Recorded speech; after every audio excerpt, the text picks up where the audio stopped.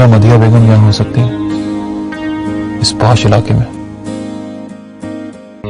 जिनके घर का असली पता उन तंग गलियों का हो? क्या वो यहाँ पहुंच गई होंगी? हो सकता है उन्होंने किसी अमीर शख्स के साथ शादी कर लिया। हो सकता है मदिया बेगम ने डैडी को बुलाकर एक नई शानदार जिंदगी शुरू कर दी हो। डैडी ने भी तो इतनी मोहब्बत के बावजूद शादी कर ली थी ना। कौन किसी के नाम पर तन्हाई की जिंदगी गुजार देता है? इंसान को इंसान का साथ तो चाहिए होता है, चाहे मोहब्बत हो या ना हो।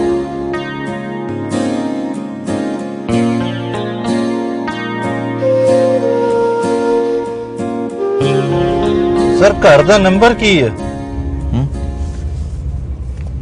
इस पे A/401 सुंदर नगर लिखा है। असि सुंदर नगर दे ए ब्लॉक चो ही गुजर रहे हैं। इसमें मकान का नाम लिखा है रूपा हवेली। रूपा हवेली? तुसी रूपा हवेली कहो ना, रूपा हवेली नु कौन नहीं जानता? क्यों, ऐसी क्या खास बात है रूपा हवेली में? सर ठाकर रविंदर सिंह नु कौन नहीं जानता? उन्हां दी ते हवेली है, तुसी पहले दसना से। बड़े महान नेता ने, मैं उन्हां दा पक्का वोटर हां। 8-8 घंटे उन्हां दे जलूस से पैदल चलिया। तुसी भी उन्हां दी पार्टी दे बंदे हो।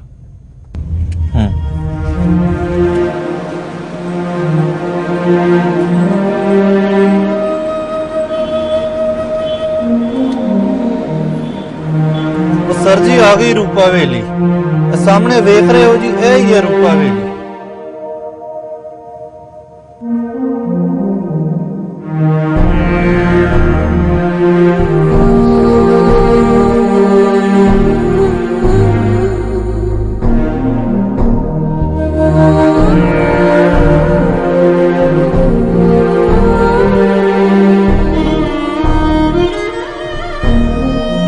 किससे मिलने का है?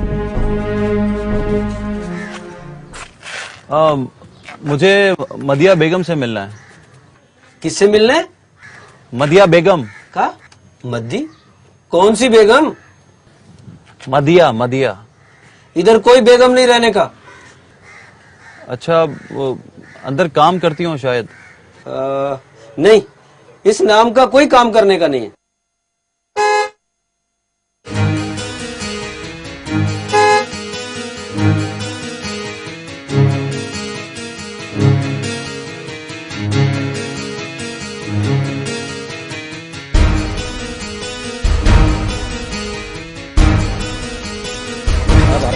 मैं हटो, एक मिनट।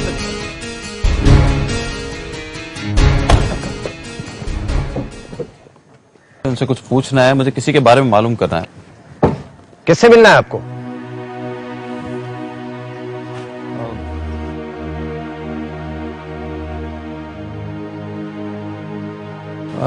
जी मैं पाकिस्तान से आया हूँ। मुझे मदिया बेगम नाम की खातून की तलाश है, जो पहले चांदी चौक में रहती थी। आप पाकिस्तान से आए? जी। कहीं आप मधु मौसी का तो नहीं पूछ रहे? मैं कह नहीं सकता, मुझे तो मदिया बेगम नाम ही पता है। हाँ हाँ, मधु मौसी का भी कुछ ऐसे ही नाम है। एग्जैक्टली तो मुझे याद नहीं, शायद वही हो। आइए आप अंदर आइए प्लीज। उन्हें भी पाकिस्तान से किसी का इंतजार रहता आने का। आइए प्लीज।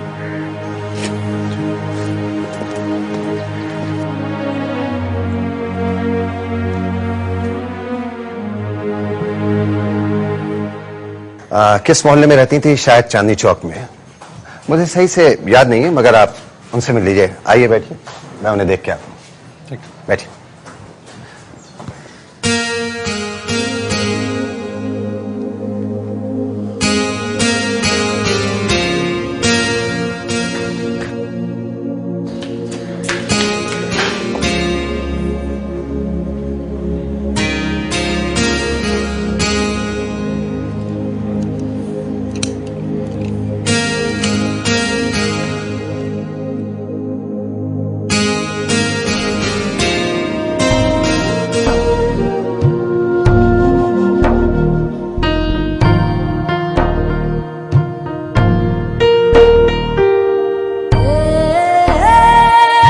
शकुंतला, जी बिटिया, मेरा कमरा ठीक कर देना।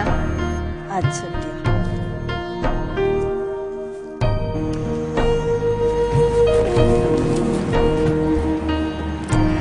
अभी से हथियार उठा लिए, अभी तो संबंध जुड़ा ही नहीं।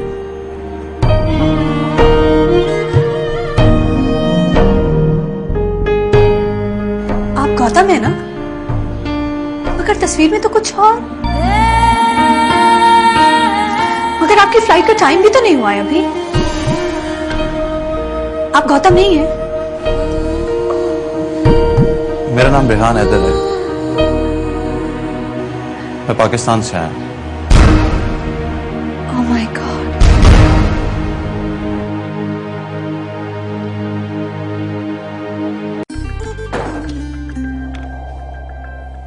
मधुमौसी, मधुमौसी कोई पाकिस्तान से आया है, मुझे लगता है आप ही का पूछ रहा है।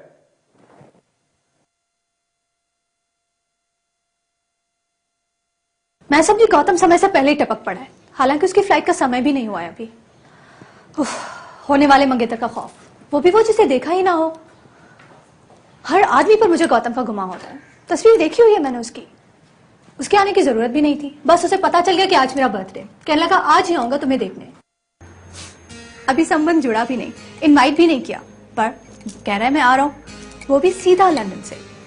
I am sorry, I am really very sorry. It's all right, कोई बात नहीं। क्या कह रहे थे आप? पाकिस्तान से आए? लगता ही नहीं आप किसी दूसरे देश से आए। बिल्कुल हमारे जैसे हैं, बिल्कुल हमारे जैसे। वही दो आंखें, वही एक नाक, वही दो कान। जी जी, वही वही। आई मीन, हाँ मैं समझ रहा हूँ आप क्या कहना चाह रही हैं। तो आप मधु मौसी से मिलने आए हैं? शायद। पर वो तो घर पर नहीं है, वो तो शाम को आएंगी। आई एम सॉरी, मधुमौसी तो अभी घर पे नहीं है। आप अपना नाम और कांटेक्ट नंबर दे दीजिए, जैसे ही वो आती है मैं आपको बता दूंगा। पता नहीं वो हैं भी कि नहीं। ना भी हो, आप आ सकते हैं शाम को, मिल लेने में क्या है। अगर वो मुसलमान है ना?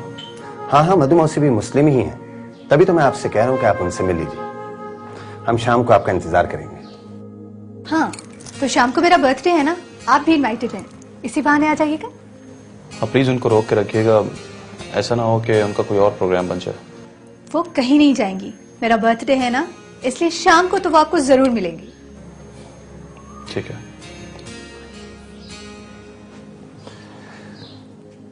हम मधुमौसी को कुछ नहीं बताएंगे। अगर आपको उनके बजाय किसी और की तलाश हुई तो वो निराश होंगी।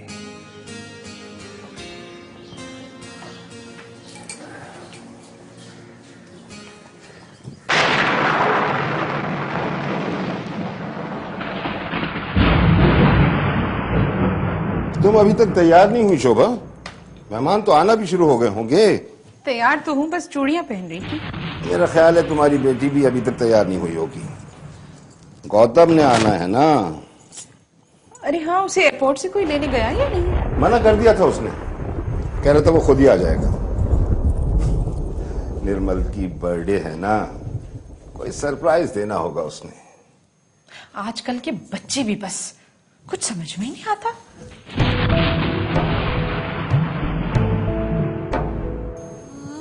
हमेशा की तरह आज भी बहुत खूबसूरत है। सच धज के निकलती हो तो आज भी बहुत से मर्द मुझे जली नजरों से देखते हैं। हटिए, बातें बनाते हैं आप भी। वो तो आप पर गर्व करते होंगे। गर्व तो मैं करता हूं तुम पर, लोग तो मुझसे जलते हैं। दिल नहीं चाह रहा है कि तुम्हें सबके सामने लेके जाऊं। मौसम भी आशिकाना हो रहा है, और किसी ऐसी जगह चलकर बैठते हैं जहां मैं और तुम। छोड़िए भी, क्या हो गया है आपको?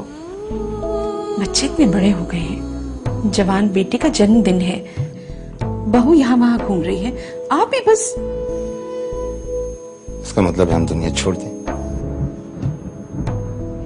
माँ, वो मेहमान, सॉरी माँ, वो मेहमान आना शुरू हो गए हैं, आ जाइए। हाँ हाँ, बस आ रहे हैं हम भी। आप भी बस, कहा था जवान बहू इधर उधर घूम रही है, पर आप तो बस। जवान बहू की सास इतनी खूबसूरत क्यों है?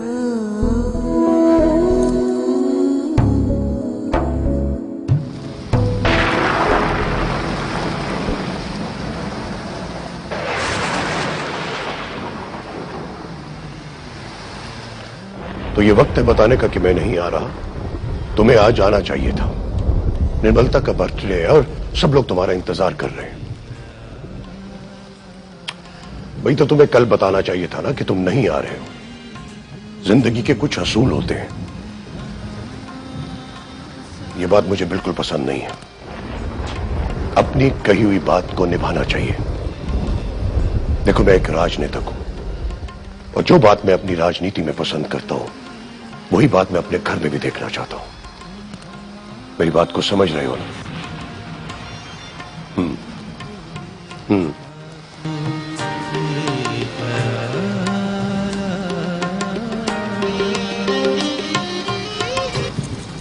संध्या आए तो मुझे बताना। ठीक है, ठीक है। आइंदा ख्याल रखना। मोहन। मैं आप ही को बुलाने आ रही थी ग्रैंडपा। किसका फोन था? गौतम का। किसी जरूरी बिजनेस मीटिंग की वजह से नहीं आ रहा। रुकावट था। कोई बात नहीं। बहुत बड़ा बिजनेस है उनका वहां पर। शायद ही किसी हिंदुस्तानी का इतना बड़ा बिजनेस होगा यूरोप में। लातादाद अंग्रेज उनकी तनख्वाह पर पलते हैं। गौतम का दादा और मैं बेस्ट फ्रेंड थे। बस उस उल्लू के पट्टे को मरने की चलती थी। जी ग्रैंडपा, पता है मुझे आपकी दोस्ती का। उसके पोते से तेरी सगाई होने जा रही है। बहुत खुश हूं मैं बहुत खुश हूं। तभी तो मैं भी बहुत खुश हूं। तू मेरी पोती नहीं, बेटी है मेरी। चला, ये बता कि मेहमान आ गए? अभी आना शुरू हुए हैं।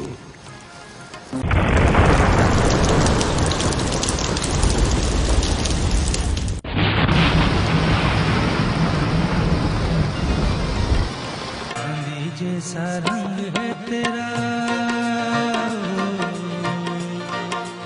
चांदी जैसा रंग है तेरा, सोने जैसे बाल, एक तू ही भगवान है गोरी, बाकी सब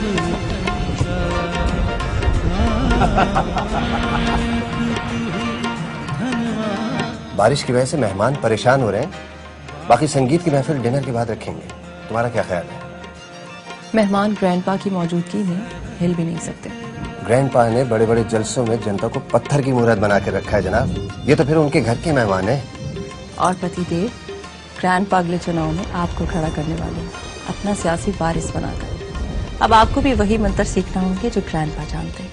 जनता ग्रैंडपा की मुट्ठी में। मुझे सिर्फ चुनाव में खड़ा होना है। भाभी, मौसी कहाँ है? मैं उनके बिना केक नहीं काटूंगी। कहाँ है मधु मौसी? अभी तक घर नहीं पहुंची? इतनी बारिश में? मधु मौसी कब की आ गई थी। ये एनेक्सी में ही होंगी। उनकी पूजा का वक्त है ना, वो छोड़कर तो नहीं आएंगी। आप यहीं रहेगा, मैं थोड़ी देर में आता हूँ। सर जी जरा जल्दी आ जाना, बड़ी तेज बरसात है। बस छेती आ जाइए। मैं उन्हें ले आती हूँ। ओके।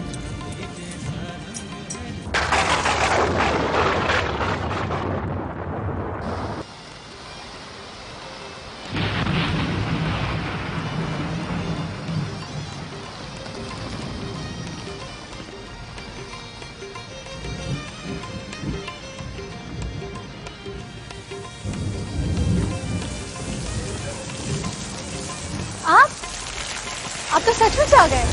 मुझे तो याद ही नहीं रहा। बाहर क्यों खड़े? अंदर आइए। लगता है पाकिस्तान से सीधा पैदल चले आ रहे हैं। आइए आइए। मेरी हालत ऐसी नहीं कि मैं अंदर आ सकूं। आप मदिया बेगम को भेज दीजिए प्लीज। मदिया बेगम? हाँ, तो मधु मौसी से मिलना चाहते थे ना? हाँ, वही शायद। लेकिन तब तक क्यों ही भीगे खड़े रहेंगे? जी बस मैं यहीं इंतजार कर लूंगा। आपको मैं भैया के कपड़े ला दूं? नहीं थैंक्स, मैं ज्यादा देर यहाँ नहीं ठहरूंगा। आप उनको बुला दीजिए ना प्लीज। आप इंतजार करें, मैं मधु मौसी को बुला के लाती हूँ। थैंक्स।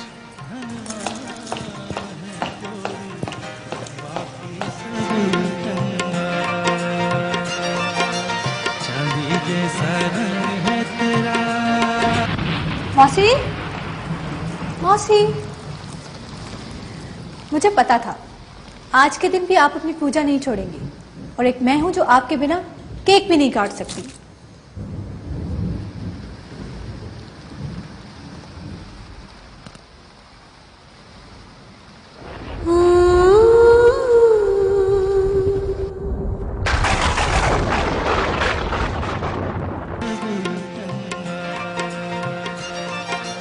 चांदी जैसा रंग है तेरा।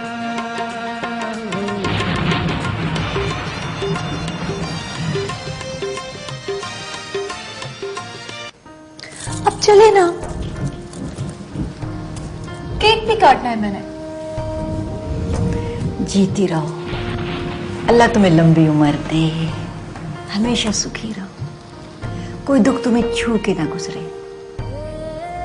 अब जल्दी करें, चलें। और हाँ, आज मैंने आपके लिए एक जबरदस्त किस्म का सरप्राइज भी रखा है। अच्छा, जन्मदिन तुम्हारा और सरप्राइज मुझे मिलेगा? आपने पाल पोस के पढ़ा जो किया है, तो आज के दिन क्या आपको सरप्राइज नहीं मिल सकता? अरे मुझे तो लगता है तुम्हें पैदा भी मैं नहीं किया है। मुझे भी तो ऐसे ही लगता है ना कि मैं आप ही की बेटी हूँ। अशोक,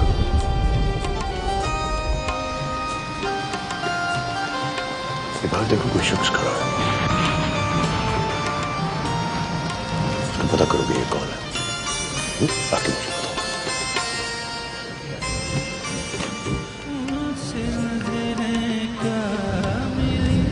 रोशन फिजाएं हो गई।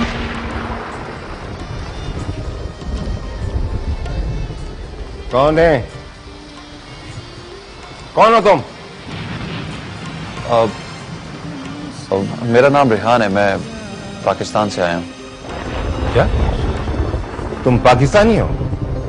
जी। तुम यहाँ अंदर कैसे आए? किसने आने दिया तुम्हें?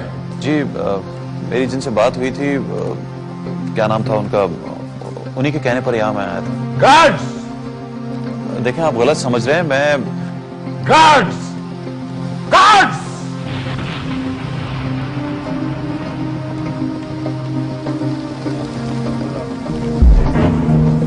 जब तक पुलिस ना आए इसको गार्ड रूम में जाके बिठाओ। थॉमस!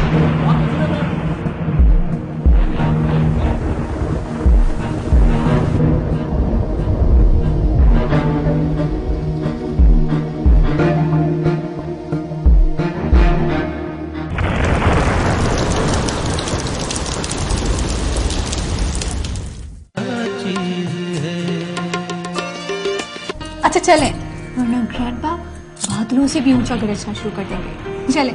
चलो। ऐसे चलेंगी? हाँ। कोई ज्वेलरी वुलरी नहीं पहनेगी क्या? अच्छा, पहन लेती हूँ, चलो।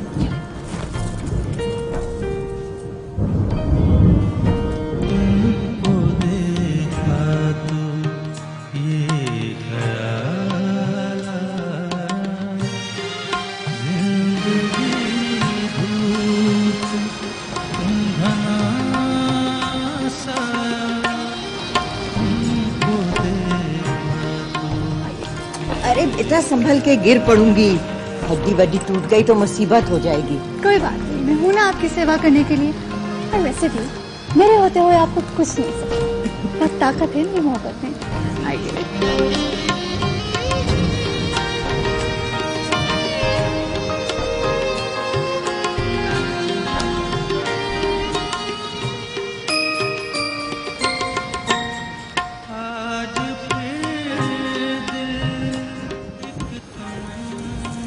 तो आप ना सबसे पीछे आके बैठ जाती है।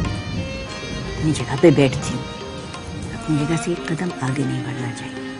आपको पता है आपकी जगह कहाँ है? जानती हूँ। नहीं जानती। हम सबके मन पर राज करें, आप कुछ पता भी है?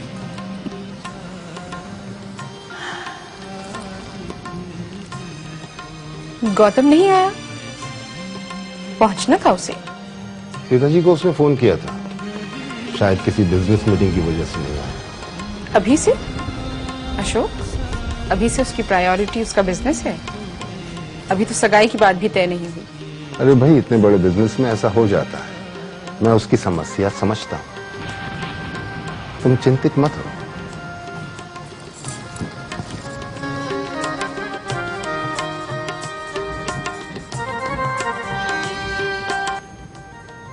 निर्मल जान, मैं सोने जा रही हूँ। ये महफिल तो लगता है लंबी चलेगी। थैंक यू मधु मौसी, आई रियली लव यू। जानती हूँ, तभी तो तुम्हारे पीछे साए की तरह फिरती रहती हूँ, वरना इन महफिलों और रंगीनियों में मेरा क्या काम। खाना ठीक से खा लिया था आपने? अरे मैंने क्या खाना, 2-4 निवाले हलक से उतारने होते हैं बस। अच्छा सुनो, मेहमानों के जाते ही तुम बारिश में भीगने मत निकल जाना। पिछली दफा का बुखार याद है? भीगी बिल्ली की तरह कांप रही थी तुम। Oh my God, मैं तो भूल गई। वो बेचारा तो भीगी बिल्ली बना खड़ा होगा अभी तक। कौन? आप जाइएगा मत, मैं अभी आती हूँ। आप जाइएगा मत। हाँ निर्मल, बाहर बहुत तेज बारिश हो रही है।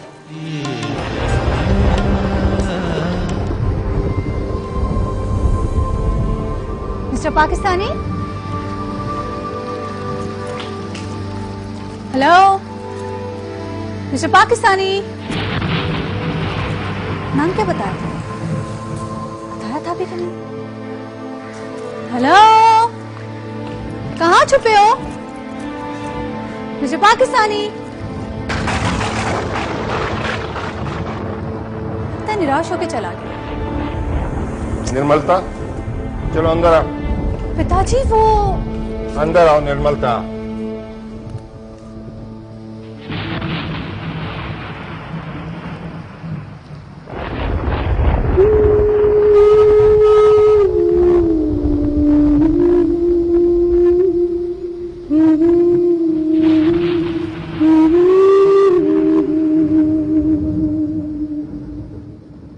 आप समझते क्यों नहीं पिताजी?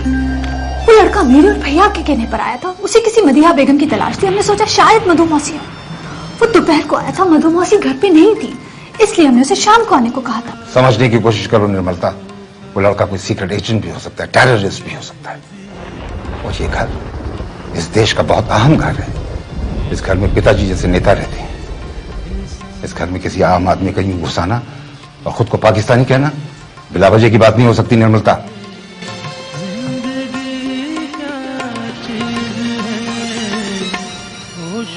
वो कोई सीक्रेट एजेंट नहीं था पिताजी।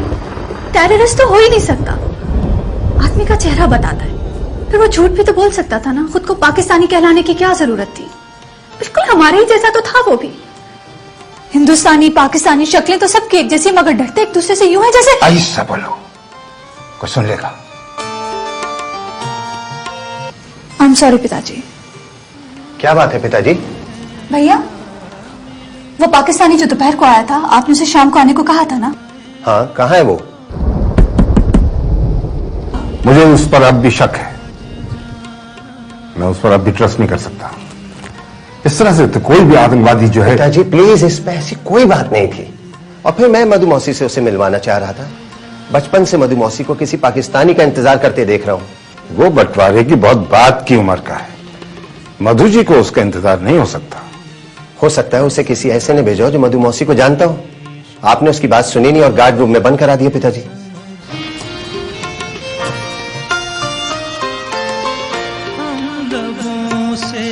वक्त बहुत बदल गया है।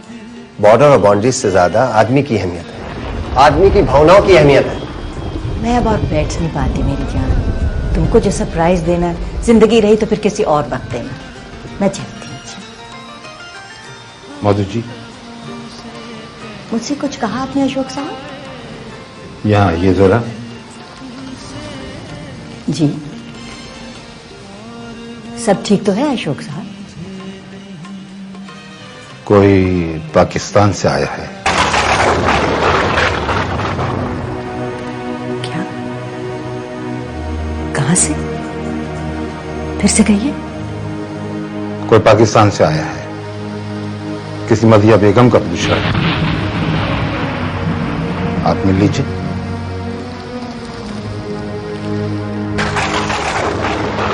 मौसी,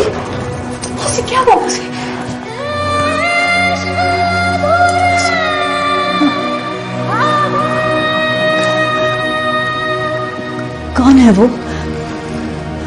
कैसा है? कहाँ है?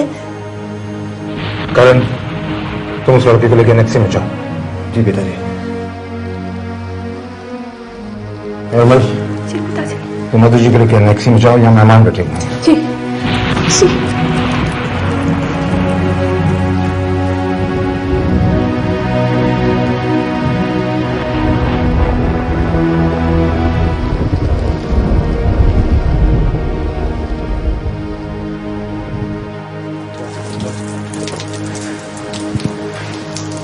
आई एम सॉरी, मुझे सचमुच समझ में नहीं आ रहा कि मैं अपनी शर्मिंदगी का किस तरह इजहार करूं। वैसे गलती मेरी ही थी, मुझे याद ही नहीं रहा कि आपको आना है, वरना ऐसा कभी भी ना हो। बस बस बस, बहुत हो चुका। मुझे नहीं पता था या मेरे साथ ऐसा सलूक किया जाएगा। माना कि मैं पाकिस्तानी हूं, लेकिन इसका यह मतलब तो नहीं कि मैं जासूस हूं, टेररिस्ट हूं, दुश्मन हूं आपका। ले, आप तो अभी से इतना घबरा रही हैं। कितना इंतजार होता था आपको पाकिस्तान से किसी के आने का। अच्छा, ये भी हो सकता है ना कि वो आपका कुछ भी ना हो। बेचारा इतनी दूर से जिसे ढूंढने आया है वो आप ना हो, ऐसा हो सकता है ना मौसी? फिर तो आप उससे बात कर लेंगी ना? कह दीजिएगा ना मियां ना, हम वो नहीं हैं, हम आपको नहीं जानते, वो कोई और होंगे, जाके कहीं और ढूंढो, है ना मौसी? अल्लाह ना करे। मैं मजाक कर रही थी, भगवान करे वो वही हो जिसका आपको इंतजार है। मैं सचमुच शर्मिंदा हूं और जो कुछ हुआ उसके लिए आपसे क्षमा चाहता हूं।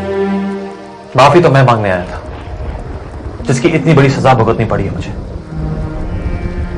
मुझे नहीं पता कि मुझे माफी का मौका मिलेगा भी कि नहीं, या इसी तरह बेइज्जत होकर निकलना पड़ेगा यहां से। माफी? कैसी माफी? बस रहने दीजिए, आप नहीं समझेंगे। आइए मैं मधुमौसी से आपको मिलवाऊं। आइए।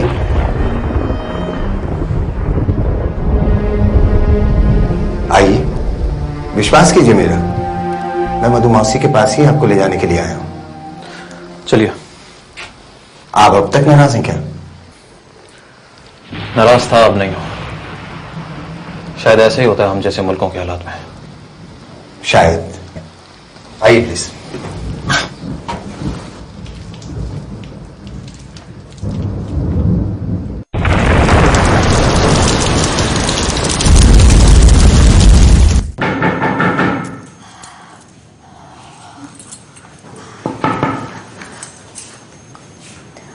आइए आइए आइए। यही? पता नहीं, मैंने तो तस्वीर भी नहीं देखी। मधुमौसी, देखिए, बात कीजिए इनसे, हो सकता है आप इन्हें जानती हो। मौसी, मौसी आंखें खोल कर इसे देखिए ना, इस तरह कैसे पता चलेगा?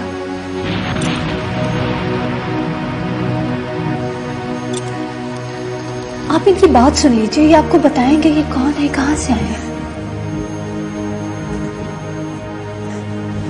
सुन तो लीजिए।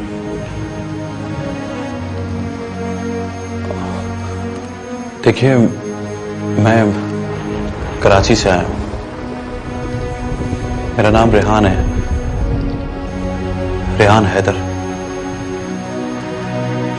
मुझे मदिया बेगम की तलाश है, जो चांदनी चौक के मकान नंबर 10 में रहती थी। मैं वहां गया था, मगर वहां एक खातून ने मुझे यहां का पता दिया।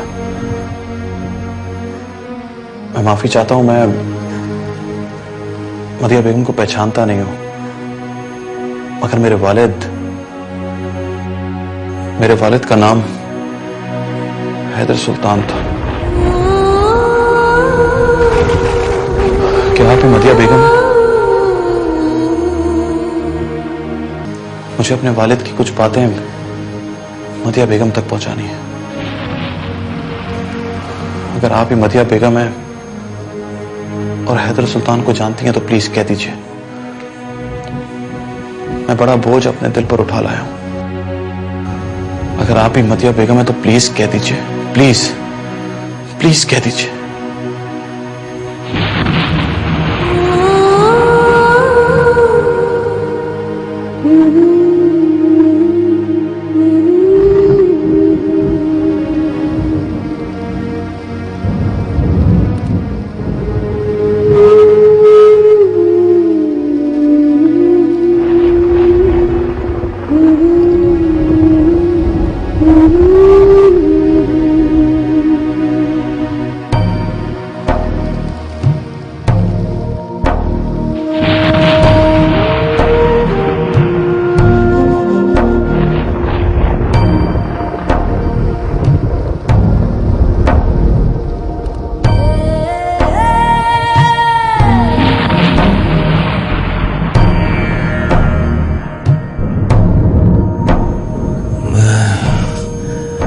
बेवफा न था,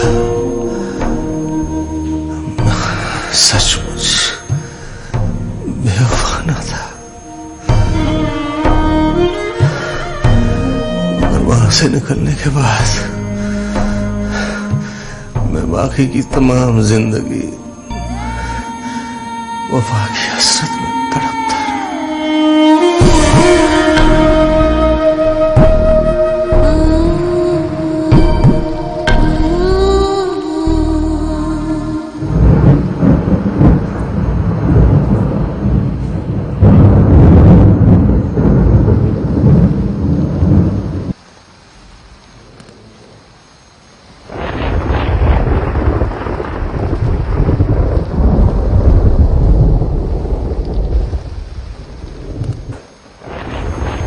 डैडी ने कहा था कि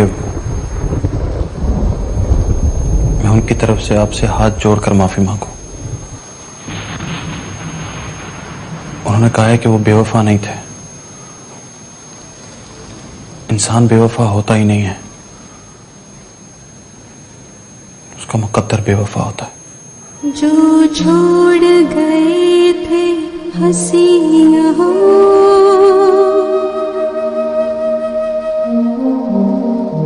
कमरे में टहलती रहती है। उन्होंने कहा है कि वो जब उस रात आपको मायूं बैठा छोड़ भागे थे तो उनको यकीन था कि वो वापस जरूर आएंगे। अगर उनकी वापसी के सारे रास्ते बंद हो गए थे, उस रात वो कुछ सोचे समझे बगैर अमृतसर जाने वाली ट्रेन पर सवार हो गए थे। अमृतसर पहुंचकर उन्हें अखबारों में लगे इश्तिहार से पता चला कि वो जासूसी के इल्जाम में इंडियन पुलिस को मतलूब है।